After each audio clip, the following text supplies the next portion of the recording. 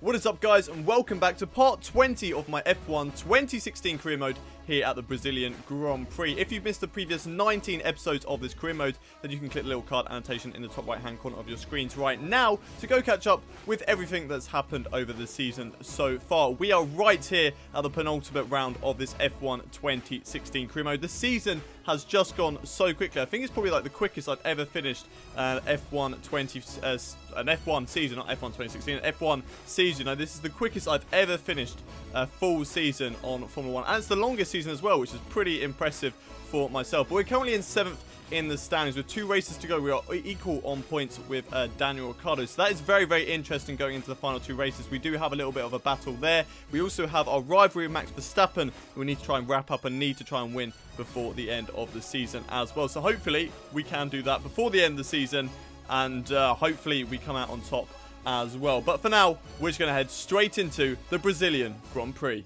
The rain is falling in Sao Paulo, but worry not, the show will go on. And today's free practice session continues unabated. We're about to get the weekend underway here at Interlagos.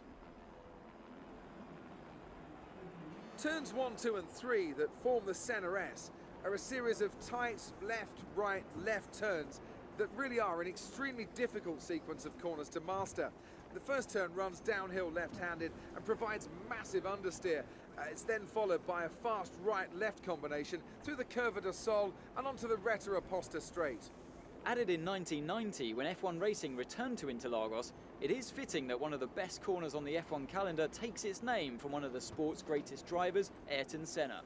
Get this section wrong and you'll leave yourself open for the overtake on the approach to turn 4. Here we are then, just going through a couple of laps during this practice session and straight into the track acclimatization. It's actually raining out on track, as you can see. Obviously, I don't need to tell you that. You can see it with your own eyes. But we did manage to get the purple score on the track acclimatization, which was absolutely fantastic. So we slowed it all down and then we ended practice 1 there, because there was no point doing any of the time management or the qualifying pace if the rest of the weekend was going to be in the dry. So we were only good enough for down in 21st position, unfortunately, but still, nevertheless, we headed out on track. We then did the tyre management, and we got purple on that one, which was absolutely fantastic. Our tyre wear was perfect throughout the whole of that, so that was fantastic. But unfortunately, our qualifying pace just wasn't up to scratch. We just weren't quick enough over a single lap, and that put us down in 18th in the standings on the medium tyres with a 1:13.716. So we have a lot of improvements to do over the race weekend, but hopefully we can get into Q3. We've struggled in the last couple of races in Mexico. USA we managed to get into Q3, but before then it was a bit of a struggle. But hopefully we can change that as we head into qualifying. Welcome to Interlagos, Sao Paulo. We hope you're enjoying your Saturday afternoon, and we hope you'll stay with us for today's qualifying for the Brazilian Grand Prix. Here we go then for the first qualifying session of this Brazilian Grand Prix. We will be looking to get out of qualifying very, very easy. I say this all the time, but we should be getting out of Q1 and straight into Q2 by at least 1 lap. So we're going to head out right to the end of the session, and hopefully it's good enough to get into Q2. Here we are then, going over my first lap in this qualifying session. DRS open, down towards the line. What is the time going to be good enough for? It's a 1:14.140, and it's last right at the back of the grid. Not a good lap at the moment at this Brazilian Grand Prix, so we will definitely need to improve on that. We're coming down towards the line for our final lap here in qualifying. So far, it's 1 second faster than our previous best lap time across the line. It's a 1:13.0. Not too sure where that puts us in the standings. It is only good enough for 19th position in the standings. How are we so bad in qualifying compared to the rest of the guys? I'm not too sure what that is. I don't know whether it's just a glitch with the game. We just seem to be so slow in qualifying, but in the race we are so much quicker than the AI. So it's really, really strange, but hopefully we can pick it up in the race. Down in 19th position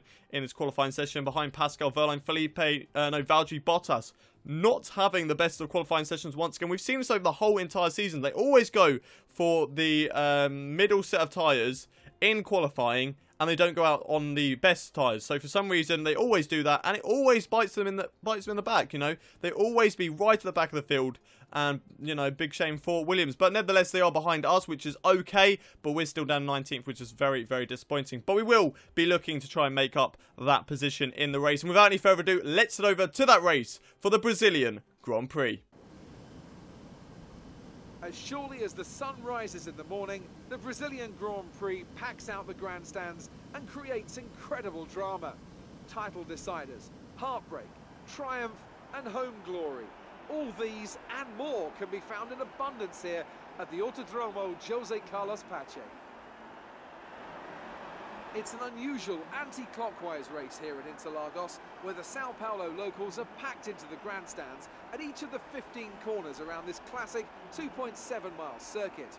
Two very fast sections bookend the famous and highly technical Sector 2, where getting a good run out of Junsao into one of the two DRS zones will be the key to any overtaking prospects today. With so much on the line here today, I can't help but shake the feeling that we're going to have a bit of pushing and shoving, Anthony Davidson, especially into turn 1 this afternoon. Well, we do see a fair amount of that here at Interlagos, Crofty. It's a tricky braking zone, of course, as you're heading downhill into the Senna S, which always makes it easy to lock the inside front and run a bit wide. We've seen a number of occasions over the years with someone from the leading group taking a bit of a knock on the first lap and having to recover. That's one of the reasons we've had so many exciting championship fights here. Hopefully, though, it'll be a clean start, of course, but as you say, I wouldn't be too surprised if it's not. Keep your eyes open on the run to turn 1 and keep it clean. We want to come out in one piece. Good luck. It's race day here in Brazil, starting in a very disappointing 19th position on the grid. We will definitely be looking to improve on that place. We've got a lot of guys in front of us that we do need to overtake, and if we can do it early on, then that'll be absolutely fantastic. Looking at the race strategy for today's race, there's a little bit of a difference between what they want me to go for and depending on the time management, that thing that we did in practice. So because of the time management, they want me to go on the mediums and then the hards and do a one stop, but the tyre life would look really, really bad, and I'm not too sure whether I want to use the hard tyres in this race. I've had, in the last couple of races, you know, well, across the whole season, I've had tracks where the hard tyres just do not work at all. So I'm not too sure whether we're going to do that. I think we're just going to go for the, we have gone for the softs anyway, but I think we're not going to use the hards at all in this race. We're going to try and avoid them if we can, but here we are getting ready for the formation lap. We're right at the back of the field, so away we go, and behind Pascal Wehrlein at the moment. We're just going to weed the car, warm up the tyres, warm up the brakes as soon as possible,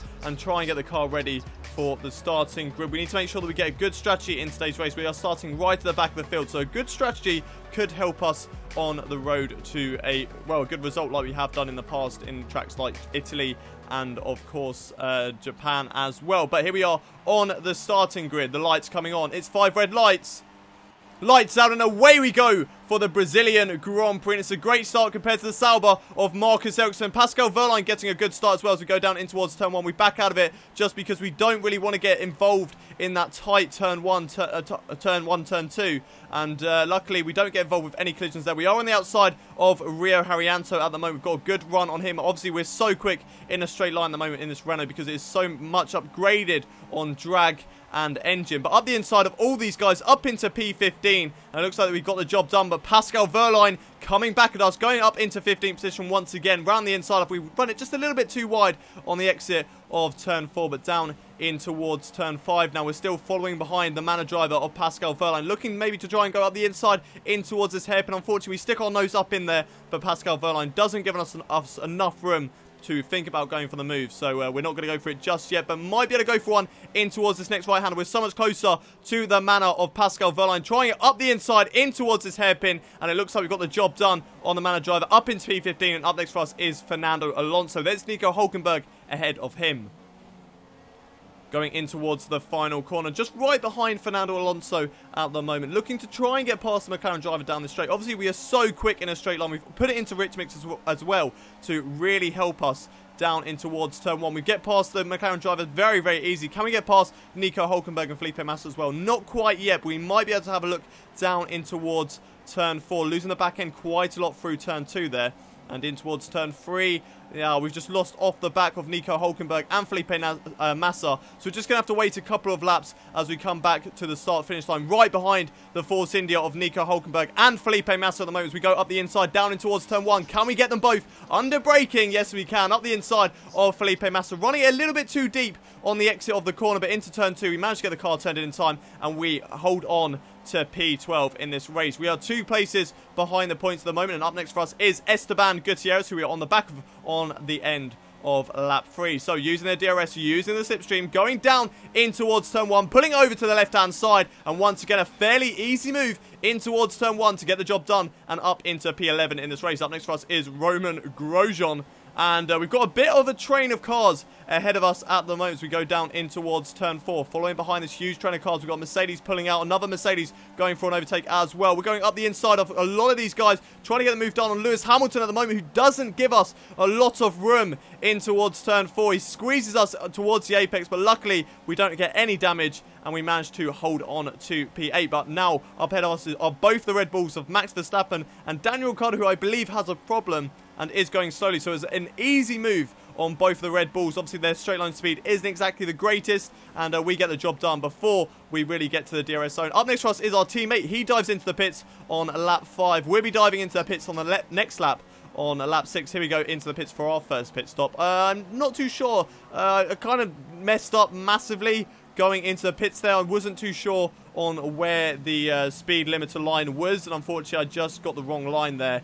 And yeah, braked a bit too early, went a bit too slow into the pits, and lost quite a lot of time to the guys behind us. But luckily, out of all the guys who came into the pits on the same lap as me, we do manage to get the job done. You can just see Jolyon Palmer going past us just a moment ago. There he is on the right-hand side of your screens once again. So he gets the job done on us. So Jolyon Palmer gets a very good undercut on us, but we will be looking to get him back towards the end of the race. Obviously, I feel like we might be doing different strategies. I'm not too sure at the moment. We are behind Esteban Gutierrez in 16th position once again, but I believe some of the other guys ahead of us do have to make their first pit stop in this race, and we're cutting ahead to lap 8 now. It looks like somebody has come into the pits, and we are right behind Max Verstappen in 15th position. And there we go, up into 15th place. Easy move on Max Verstappen once again. We get the job done pretty much before we get to the DRS zone. Now we are under pressure from the Mercedes driver of Lewis Hamilton, who's going down in the rundown towards turn 4. He's got DRS. He's using the hard tyres compared to our mediums, but he gets the job done in that faster Mercedes car. Goes up the inside, and it's job done for Lewis. We lose the back end quite a lot there, but luckily enough, Max Verstappen doesn't get the run on us. But here we are going through turns 2 and 3 once again. On board with Max Verstappen. He's got the slipstream. He will have the DRS in a moment. DRS activated now. He's going to go to the right. No, he goes to the left-hand side, trying to go for a move up the inside in towards turn 4. Can he get the move done up the inside of us? We're going side by side through turn 4, but unfortunately Max Verstappen just so much quicker out of the corner, and we have to concede that position. We have moved down into P10, so we're still in the points, but unfortunately we will only have 1 point after this race at the moment. There are a couple of guys into the pits, so we do jump up. We do also get past Max Verstappen very easily down towards turn 1. We get onto the grass just a little bit. That loses our rear end on the entry into the corner, but luckily we do get the car turned in still, and once again we are under pressure from Max Verstappen going down into turn 4, and it looks like he probably will get the job done once again. Just seems the AI on the inside of the corner, they are so much superior to myself, so we're going to have to look to probably start defending to the inside instead of the outside like I've been doing so far in this race. Going up the inside though in towards turn 1, a little bit of a bang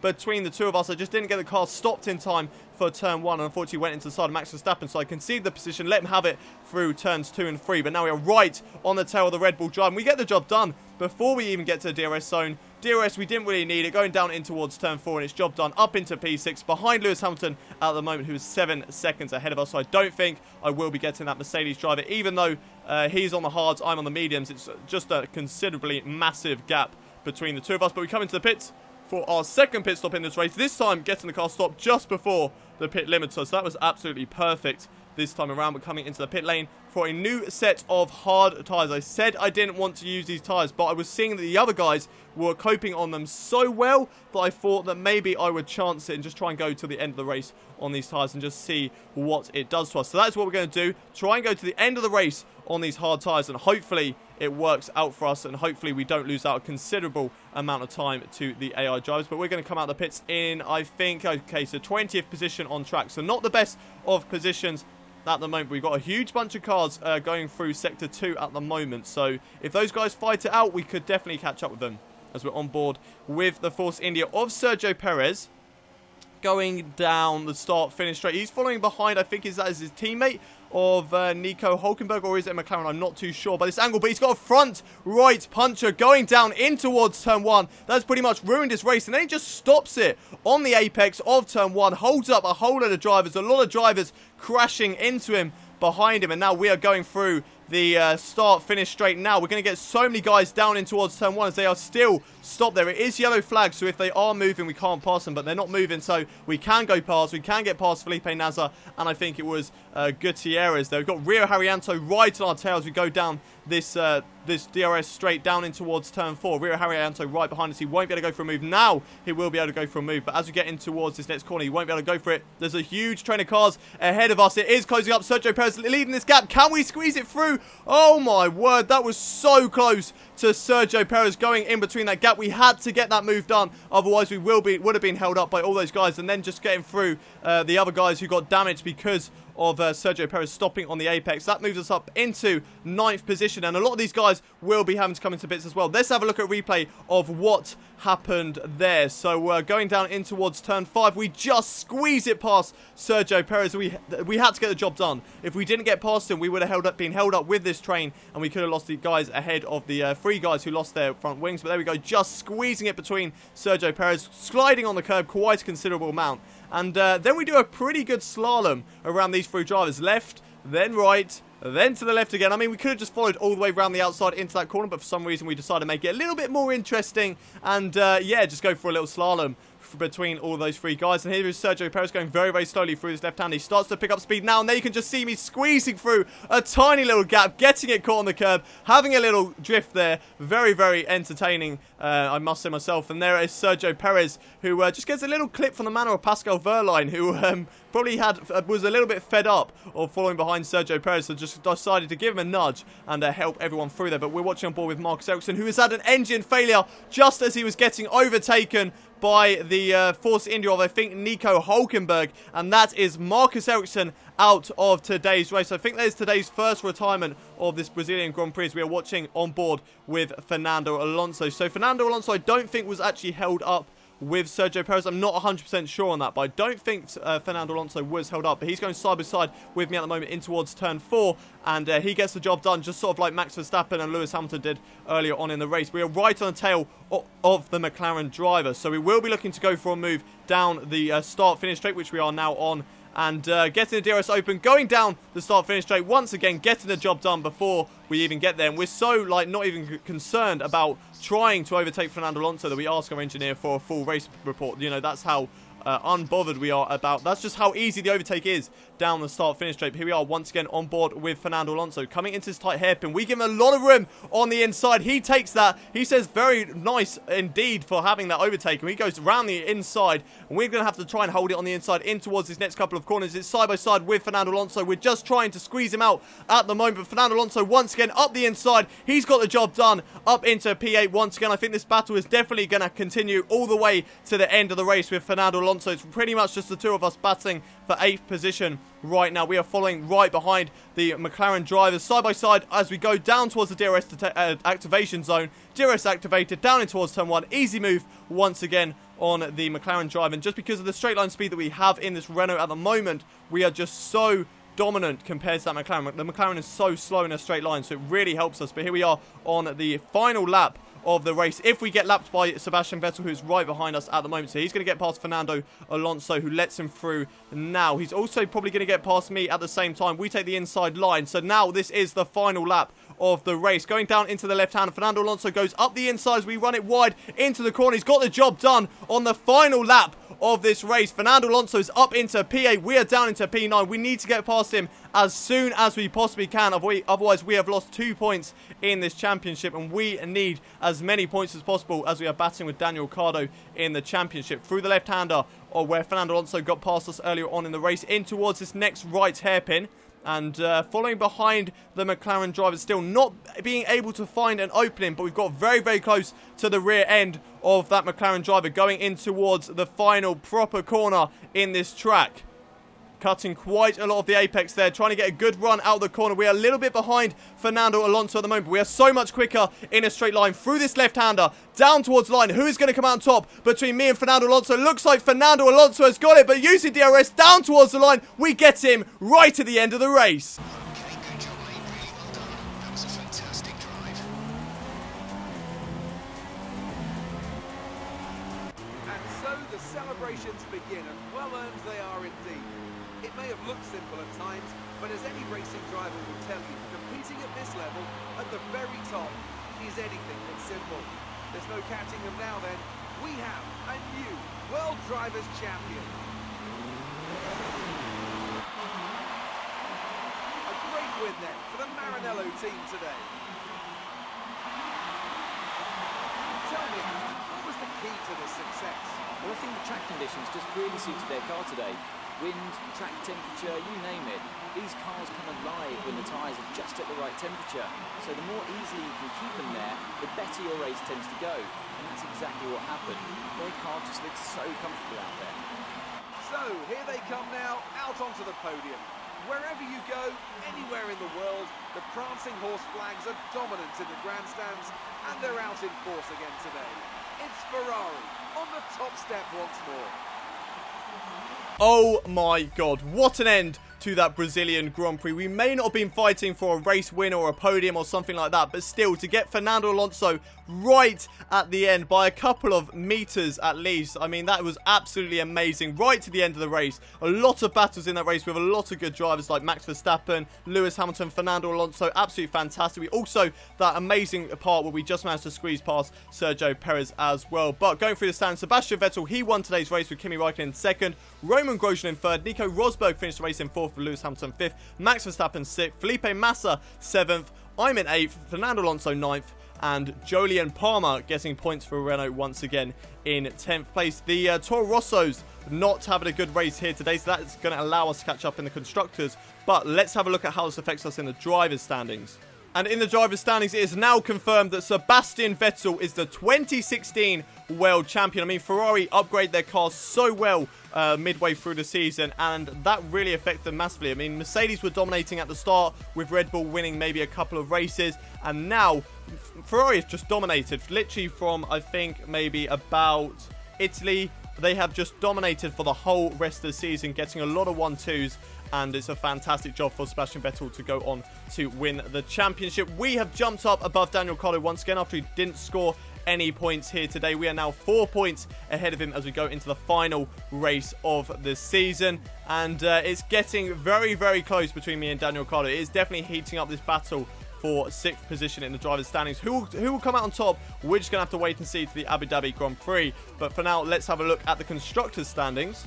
And in the Constructors' standings, we are still in 5th position, but we are now 10 points behind Toro Rosso in the standings. So we need to catch up to him in the next race, because there is one race remaining. We need to get more than 11 points on Toro Rosso in the standings to, well, pretty much just beat them. We need to get that 4th position. It would be absolutely amazing for Renault to get into 4th position. We kind of do deserve. We've had some fantastic results this season. I know I've let the team down towards the second half of the season. I feel like Jolyon Palmer probably should have got some better results as well. So we're just going to have to wait and see in the Abu Dhabi Grand Prix whether we can get that 4th position away from Toro Rosso. But that is it for today's Brazilian Grand Prix. Let's head back to the menus.